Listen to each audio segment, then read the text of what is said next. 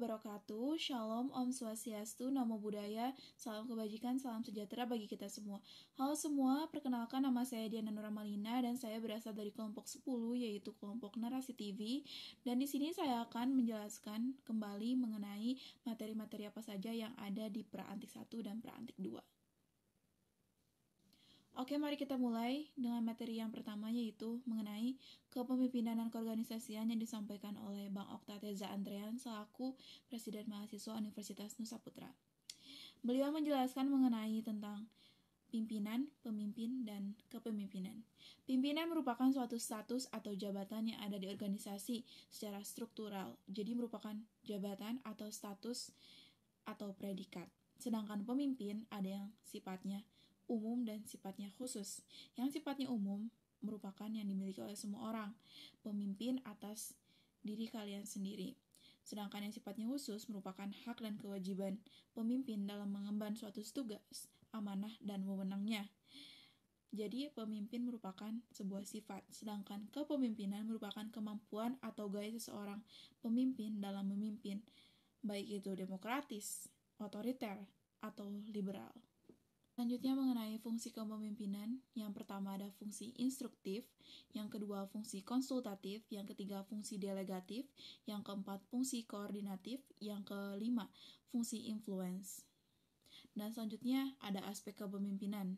Yang pertama ada aspek transaksional, ada aspek transformasi, ada aspek power, ada aspek self-confidence, dan ada aspek vision. Selanjutnya mari kita bahas mengenai keorganisasian atau organisasi. Organisasi merupakan perkumpulan dua orang atau lebih yang saling bekerja sama untuk mencapai tujuan bersama. Ada tipe-tipe organisasi, yang pertama organisasi formal, organisasi informal, dan organisasi non-formal. Selanjutnya ada macam-macam organisasi. Yang pertama ada organisasi profit, dan yang kedua ada organisasi non-profit. Selanjutnya ada ciri-ciri organisasi. Yang pertama adanya aktivitas, yang kedua adanya tujuan bersama, yang ketiga adanya pembahasan, yang keempat adanya perkumpulan.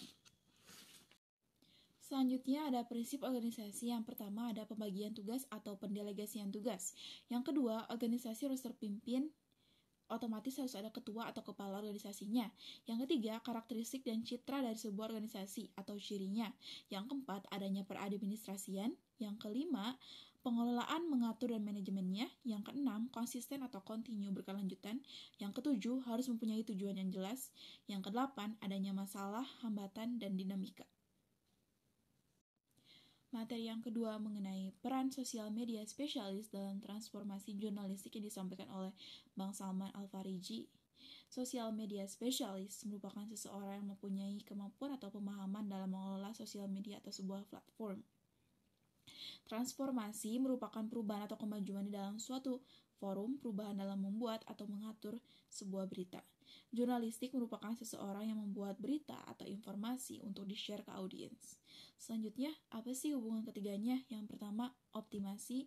Yang kedua, perubahan paradigma. Yang ketiga, interaktivitas dan keterlibatan. Apa aja sih job desk yang dilakukan oleh seorang sosial media spesialis? Yang pertama ada strategi konten, yang kedua manajemen platform, yang ketiga analisis kinerja, yang keempat keterlibatan dan respon, yang kelima pengembangan branding. Oleh karena itu, sosial media spesialis memegang peran media yang penting dalam dunia jurnalistik dalam meningkatkan value dari media jurnalistik tersebut. Selanjutnya mengenai sejarah jurnalis nuansa yang disampaikan oleh Ibu Sri Wahyuni Iskandar.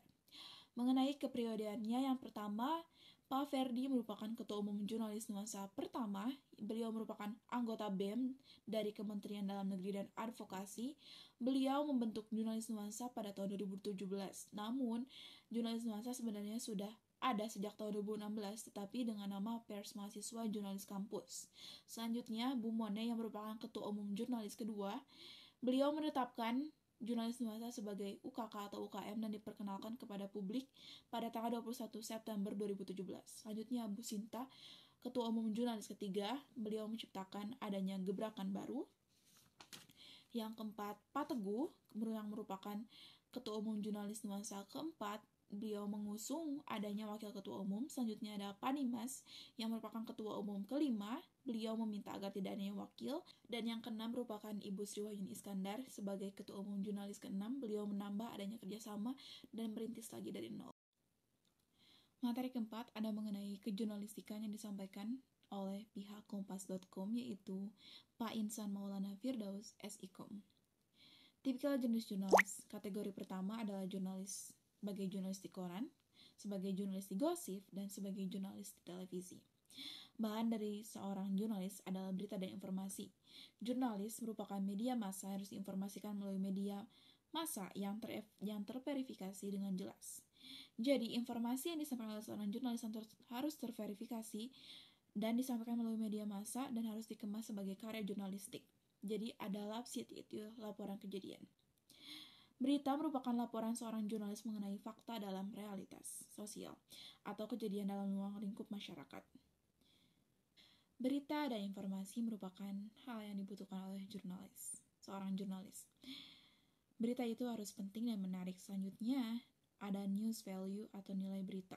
Yang pertama ada pendekatan atau kedekatan, yang kedua bencana, yang ketiga konflik, yang keempat kemasyuran atau aneh, yang kelima dampak, yang keenam aktual, yang ketujuh kontroversial, yang kedelapan human interest atau ketertarikan, yang kesembilan ketegangan. Objek berita yang pertama ada peristiwa, yaitu alur kejadian, kasus atau kejadian yang tidak selesai setelah peristiwa terjadi, dan yang terakhir fenomena yang tidak hanya terjadi di suatu tempat saja, tapi di berbagai tempat. Sifat berita itu memberikan informasi, memakaikan perasaan, dan mengarahkan. Unsur berita itu ada 5W1H. Menulis berita itu bisa dicetak online, yaitu menulis untuk dibaca, untuk televisi atau radio, yang tujuannya menulis untuk didengar. Selanjutnya, piramida terbalik dalam penulisan naskah. Yang pertama, harus ada judul berita, yang kedua, teras berita, dan yang ketiga, isi berita. Tantangan menjadi seorang jurnalis. Yang pertama, jurnalis sebagai pintu moral.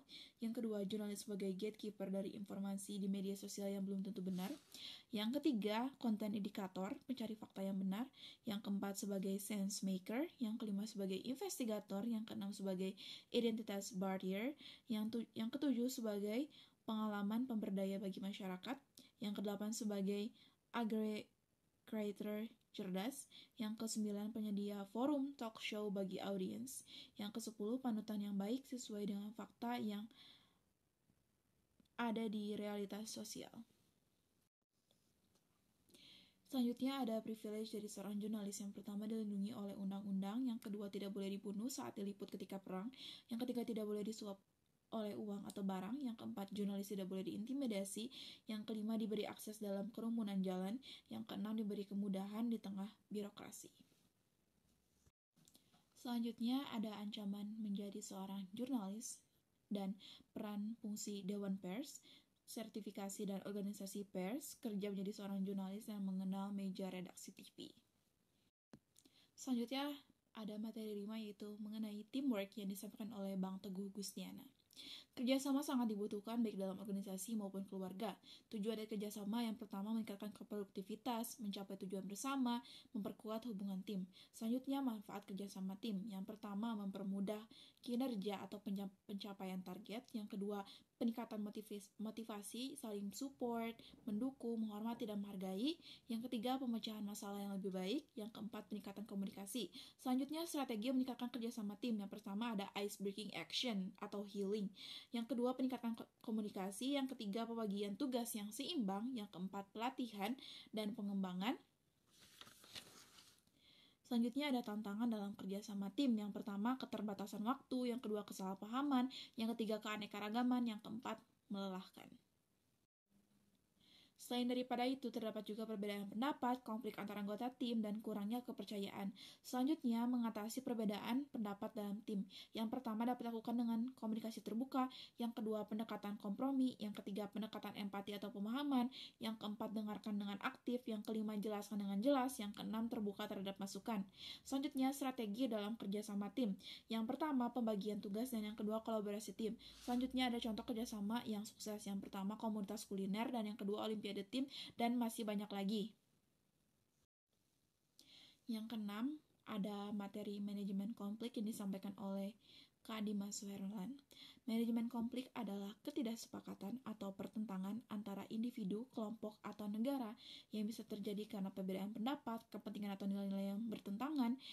sehingga ini bisa terjadi di berbagai tingkatan konflik pribadi hingga konflik antar negara.